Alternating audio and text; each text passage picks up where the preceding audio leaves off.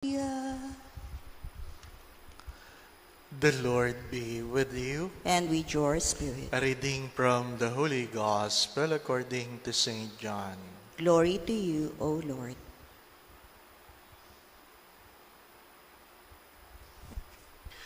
Jesus said to his disciples, I am the true vine, and my Father is the vine grower. He takes away every branch in me that does not bear fruit, and every one that does, he prunes so that it bears more fruit. You are already pruned because of the word that I spoke to you. Remain in me as I remain in you. Just as the Father cannot bear fruit on its own unless it remains on the vine, so neither can you unless you remain in me. I am the vine, you are the branches. Whoever remains in me and I in him will bear much fruit, because without me you can do nothing. Anyone who does not remain in me will be thrown out like a branch and wither.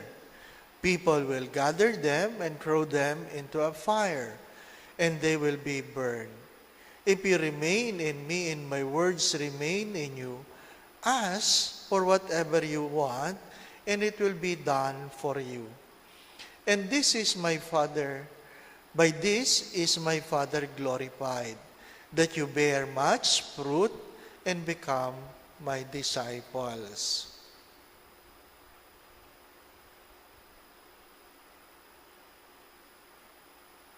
The Gospel of the Lord. Praise to you, Lord Jesus Christ.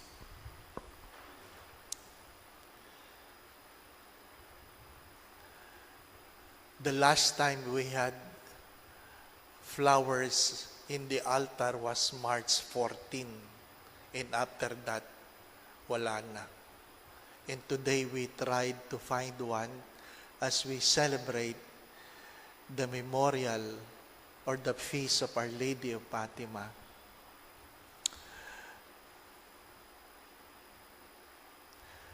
If you can afford to go on a pilgrimage, go to Holy Land.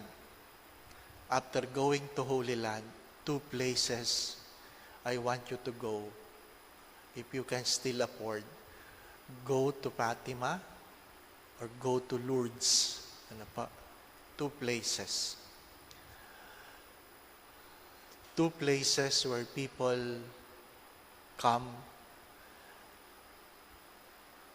and perhaps you will notice this, that when you go to Lourdes, not Lourdes, Lourdes. When you go to Lourdes, you will find different kinds of people. You go there because you are sick. You want healing. So, lahat na may sakit na gustong gumaling, nagpupunta doon. So, nakakasabay mo doon sa bat, yung mga iba't ibang sekta. Magugulat kayo. Iba't ibang sekta. Different congregations.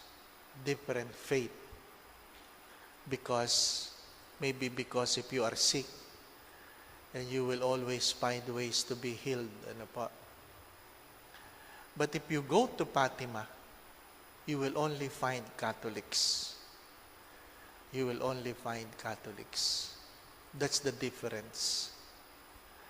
Other faith cannot embrace the call of Our Lady of Fatima that we consecrate ourselves to her. They do not believe it. But those 2 places, I would say, me personally, I would find more solace in Fatima. I would find it more serene, or when you look for a mysterium tremendum experience, I would say it is in Fatima. It is in Fatima. You will be amazed that the church was able to construct a tiled walkway, maybe around 300 meters or more, where people walk on their knees. People walk on their knees. Ako nalakad ko na ng paluhod yung Quiapo. Ano po? Talagang hirap na hirap ako. Pero pag titingnan ko yung mga naglalakad ng paluhod doon, sabi ko there is more than in their hearts, perhaps enable them to walk on their knees. Ano po? Kamangha-mangha. Ano po? Kamangha-mangha. But if you ask people, I took the courage many times to ask people, why do you walk on your knees? Ano po? Are you asking for anything? And many of them, especially the Portuguese, would say, I'm not asking anything. I am just continuing the tradition to thank Our Lady for answering our prayers. Ang lumuluhod doon ay hindi yung may mga hinihingi. Karamihan ng mga lumuluhod doon ay nagpapasalamat. Nagpapasalamat. Ano pa? Madami silang pinagpapasalamat. And one of them is that Portugal was spared from the World War. No single bomb was dropped in Portugal. Can you imagine? My dear friends, my brothers and sisters, many would come to the church because of their intentions, but perhaps it's good to ask ourselves, how many among us would come to church because we want to say thank you? We want to say thank you. Many times I have said this, the beginning of entitlement is the end of gratitude. The beginning of entitlement is the end of gratitude. Pag feel mo na karapatan mo yan at kinuha at binigay sa iyo, wala ka ng dahilan para magpasalamat. Kasi feel mo. But if you look and perhaps be able to visit in a place where people comes because they want to say thank you, it will really change your heart. Magkaiba yung ang kasama mo sa buhay ay puro hingi at reklamo. Marami niyan. Binibigyan mo na, nagre-reklamo pa. Nabigyan mo na, nagreklamo pa. Marami yan. Marami yan. At yung iba dyan, mandadaya pa para lang makakuha. At pag nahuli mo, matapang pa. Ganon talaga eh. Pero pag ang kasama mo ay lahat marunong magpasalamat, binabago nito ang iyong ipag-iisip at binabago nito ang iyong pakiramdam. Minsan, pagkatapos ng misa namin sa Fatima, many times I were given a chance to preside the Eucharist in the apparition site. And the best time is during the early hours in the morning, 5:30, para walang gulo, para kayo-kayo lang. After that, I would take some time to sit down and really thank the Lord for so many things in my life. So many things. Kung kayo ay magpapasalamat, kulang ang oras. Kung inyong hihimayin ang inyong buhay, kung ano ang dapat ninyo ipagpasalamat sa Diyos, kulang ang oras. Kung marunong tayong magpasalamat, kulang ang oras. Mga minamahal na mga kapatid, remain in me. That is the call of the gospel. What was the motto of John Paul II? Totus tuos. I am totally yours. I am totally yours. Hindi ko ito makalimutan ng sinabi ni Bishop Bacani. What is grace? Grace is a gift of God. When it is given to you, you receive it, and the moment God asked from you anything, you can never say no, because you are forever grateful to what God has done for you. Totally yours. I am yours, O God. I am yours, Mama Mary. Sa iba, hindi nila maintindihan yon. Pero doon sa mga nagdadasal, dumudulog, masigit mo yung maintindihan. I always say this not because I am a priest. I say this because of what I have experienced. Walang sino mang dumudulog sa mahal na birhen na umuuwi na walang dalang pagpapala.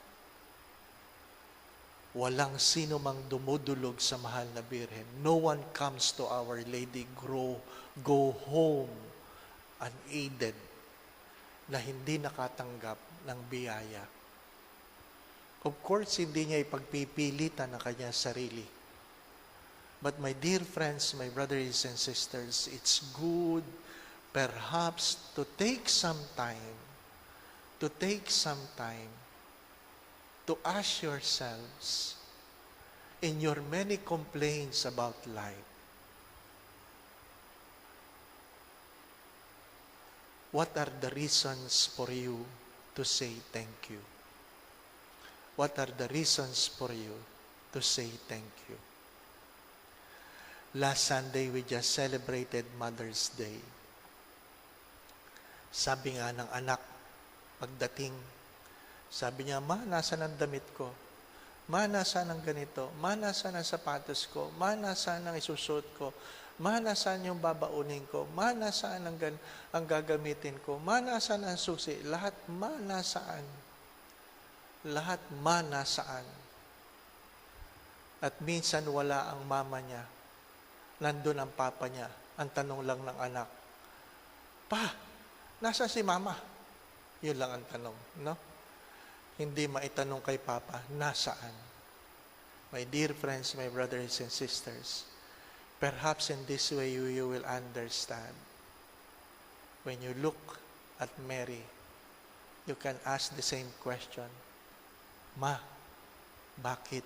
Ma, nasaan? Hindi po ba, ano? Tayo mga bata, naalala ko. Pasensya na, ano po. Naalala ko. Yung aming pinsan, nakitulog sa amin, bisita. Sabi nung, yung pinsan ko, sabi niya sa mama ko, sa tita ko, bakit tayo matutulog? Gabi na. Bakit gabi na? Wala nang araw. Bakit wala nang araw? Kasi ganun talaga, may gabi at araw. Bakit ganun talaga, Ma? Tapos ang tagal, nakikinig kang ganyan. Hanggang kailan kaya yung tanungan? Maya-maya, nadinig mo, pak! Pinalo. Sabi ng matulog na eh. Hindi ba? Sabi ng matulog na eh. The mother will always address your curiosity. My dear friends, my brothers and sisters, I'm not saying this to you because I'm a priest. But if you will allow Our Lady to love you, you will never regret it. If you will allow Our Lady to love you, you will never regret it. Amen. My dear friends, my brothers and sisters, you can never bear fruit if you don't abide yourself with God. But you will never be able to love God by not loving His mother. I'm not saying this because I am a priest, but if you will only allow Mary to love you, then only then you're able to understand why. The Lord be with you. And with your spirit. And may Almighty God bless you, the Father, the Son, and the Holy Spirit. Amen. We go in peace to love and serve the Lord. Thanks be to God.